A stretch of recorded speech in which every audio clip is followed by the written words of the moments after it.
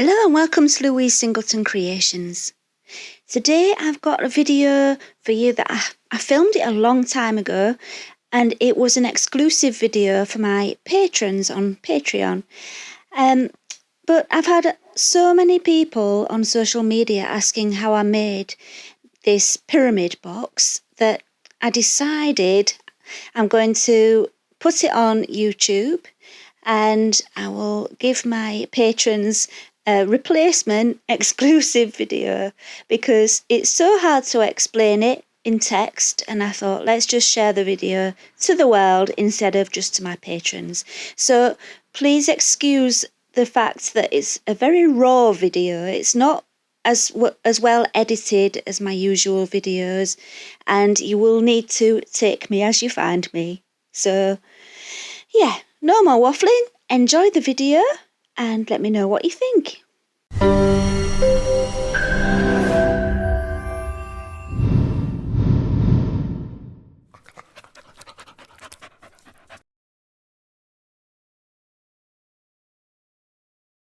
Hello, I'm going to be showing you one of your first exclusive video tutorials, and this is the me you're going to be getting. No, look at the state of me. And my nails are even worse. Anyway, I've got this. I demolded it last night. You can't see it very well. There we go. I didn't really think it was going to work very well for a full-size pyramid. It's a thistle. Can you see? Don't know if you can.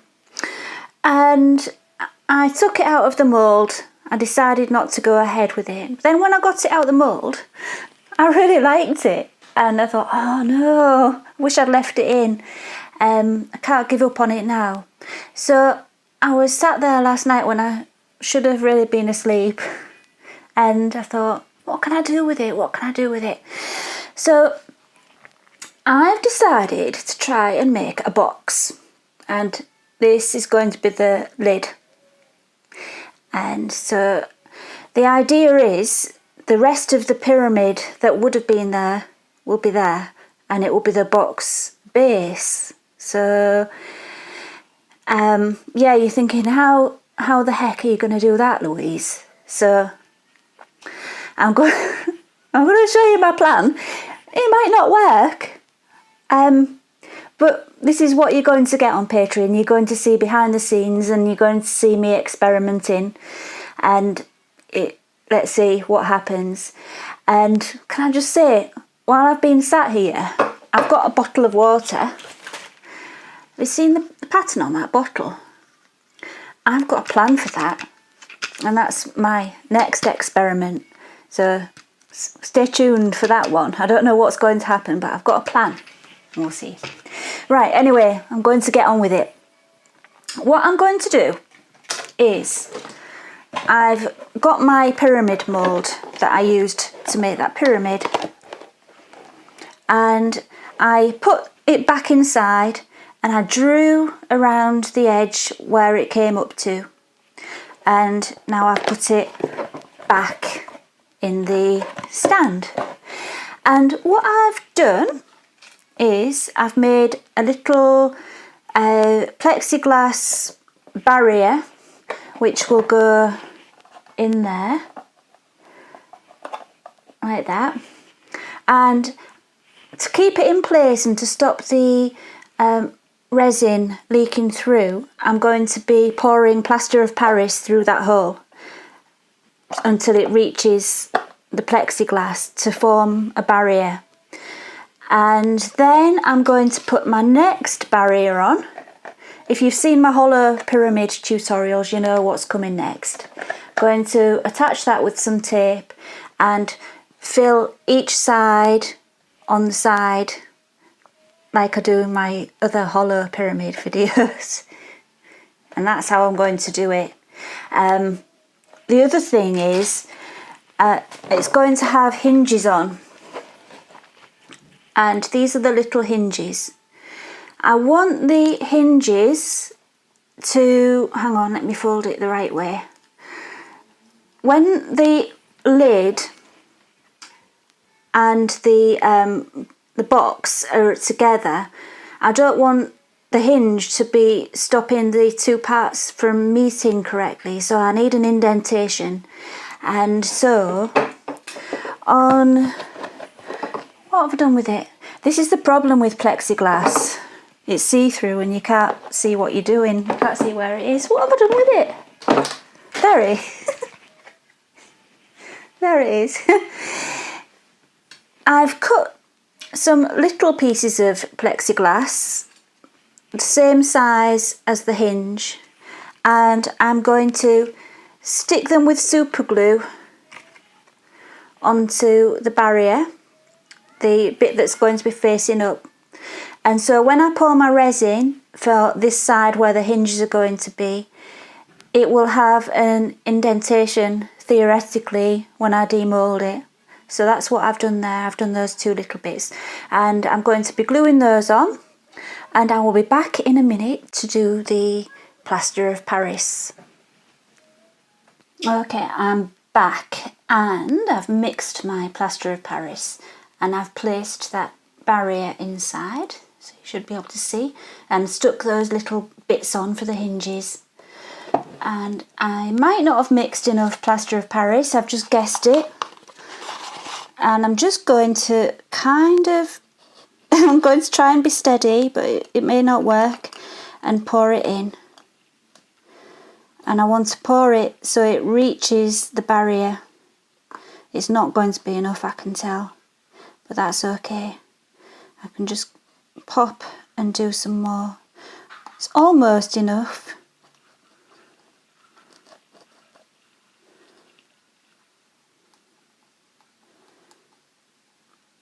Okay, I will be back in a flash.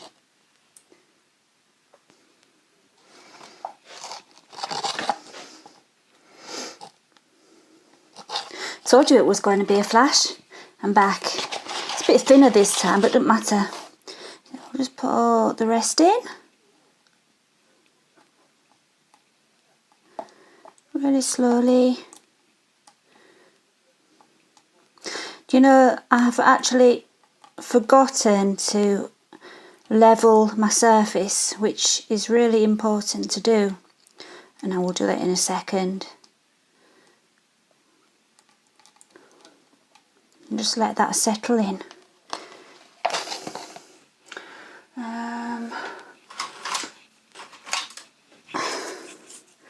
Just put a couple of sticks. It's always this same side that I need to put my sticks under. Hang on. There. Give it a bit of a shake. Right.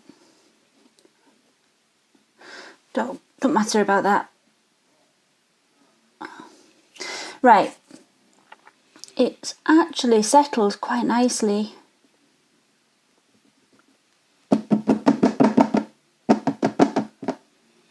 So what that will do is it will stop the resin from filling up underneath the barrier. It will probably go under a little bit, and I'll just need to clean up the edges of my box a little bit when it's done. I expect that to happen. But I'm going to leave that now for half an hour or more until it's ready, and then I will put my next, there's a hair there, then I will put my next barrier on and start the resin. See you in a minute. Right then, so the plaster's set, and I've taped this frame around the bottom, and I've cut some mini thistles, which I already had because I thought it would go nice with the thistle in the lid, and I've arranged them inside and mixed my resin. I'm trying to be quick because I need to put my mask on because there's resin in the room, so you won't hear me in a minute. I can't talk with my mask on.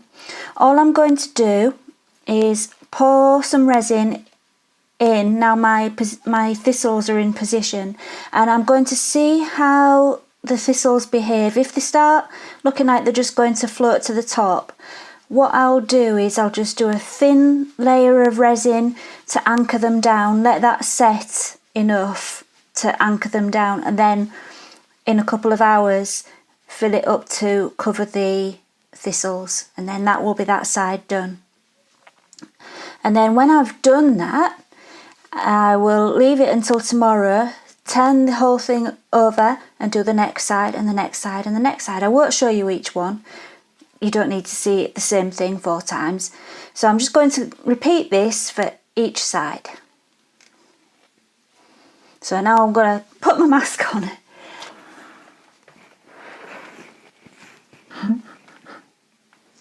What do you think? Do you like it? Right. Okay, so I'm using TotalCast Resin for the sides because it cures quite quickly. With hindsight, I would have possibly used one, maybe a deep casting one, although it does take a lot longer to cure. The problem was my thistles were so thick that it needed quite a thick layer, and the problem with that is if you're using a resin that you're not supposed to use in thick layers, you're going to have trouble with bubbles, and I did have trouble with bubbles. So yeah, next time I just won't use such thick flowers, and I'll use TotalCast again because I'm too impatient to wait for deep casting resin for something like this when you've got 4 sides to do. I don't know if you can hear me, but I'm just moving it around to fill right to the corners. I'm moving my thistles around so that they're completely covered and there's no dry bits of thistle touching the outside.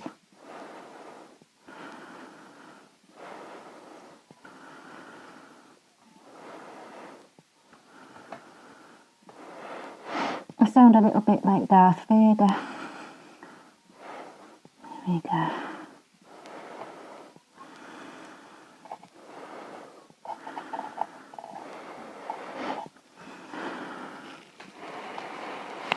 Well, I'll put the rest in and see what happens.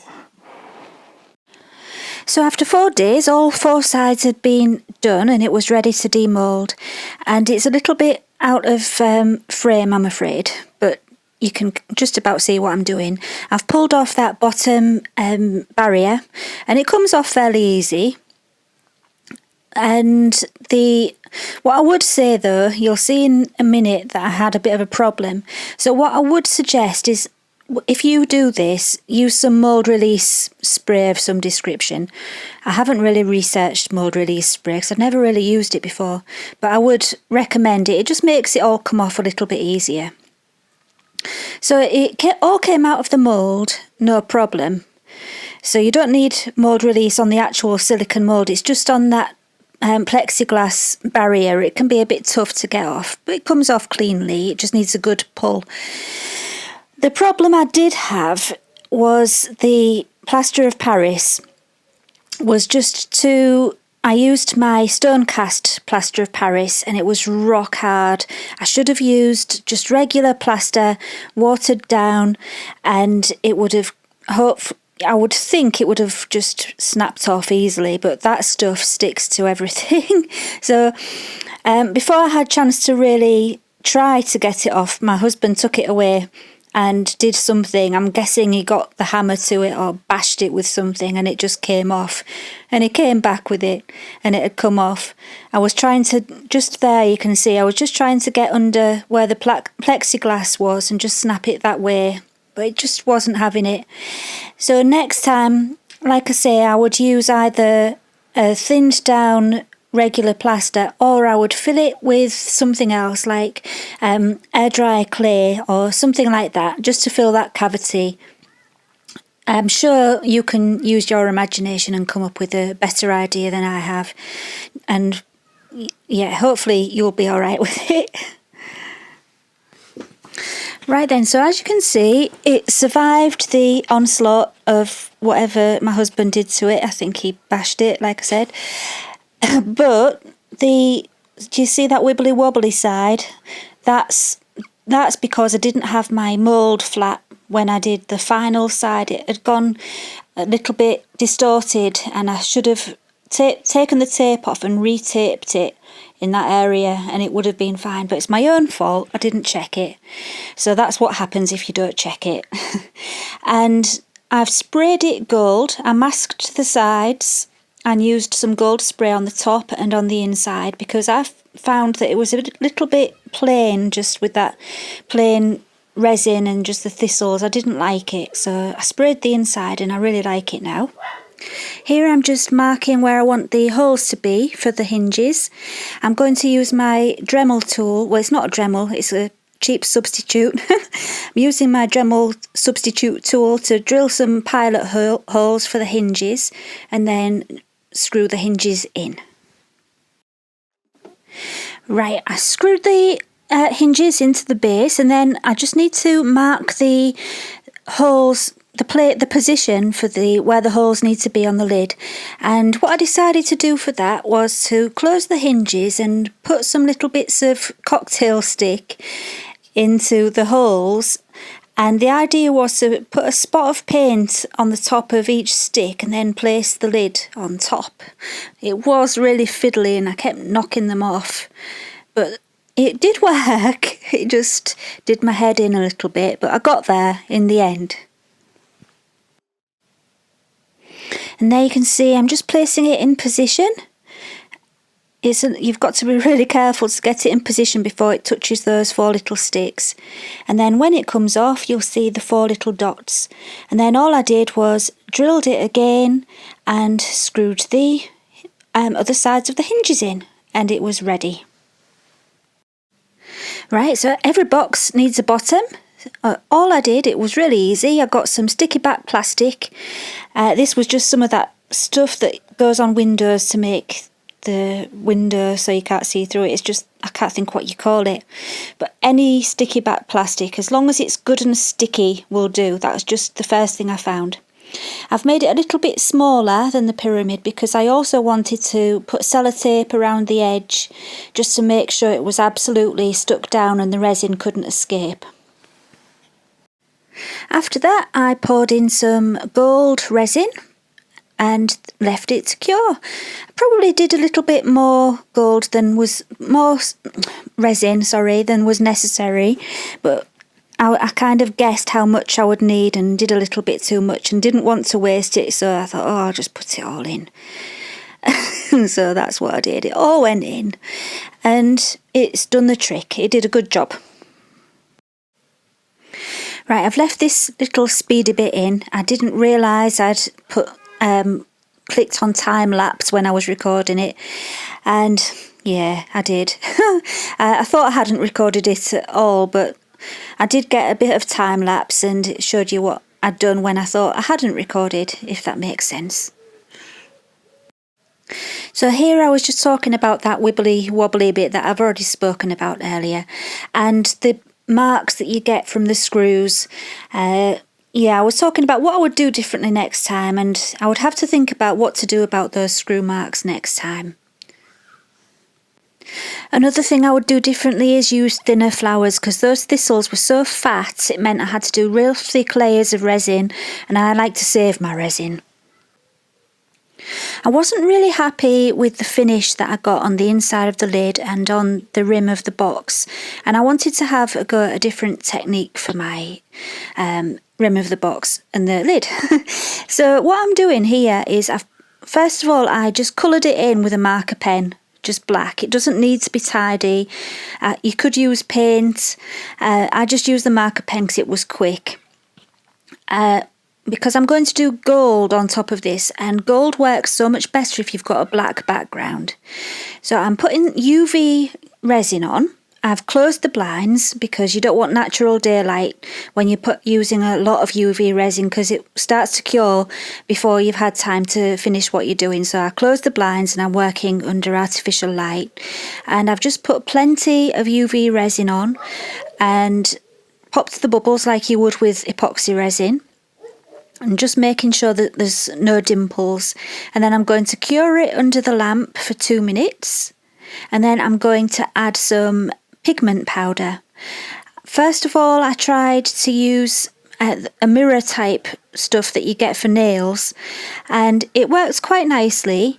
But then when I did the lid, I'd run out of the other one that I was using, and I used some Resin Pro gold pigment powder, which they've just sent me. They've sent me loads of things to do a review, so that will be coming soon. I'm going to do a review on Resin Pro. But the pigment powder which I used on the lid was the Resin Pro pigment powder, and it is just so beautiful. I really love it, and I wish I'd used it for this part. But anyway, this nail powder did work well, and I'm just using an eyeshadow applicator to put it on. And then I'm going to use a brush just to finish it off, and it polishes it up. If you just flick it backwards and forwards on it, really polishes it up. And the reason this works is because when the UV resin has just cured, it's still got a slight tackiness, and the pigment powder sticks to it beautifully. And then when you've finished all your pigment powdering, you can put some clear varnish over the top to protect it so it doesn't come off.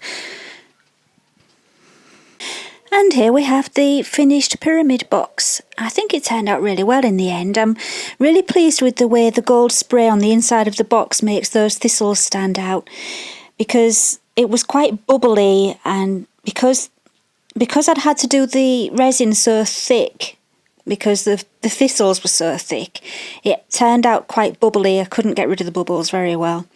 And so that gold really helps to disguise that too.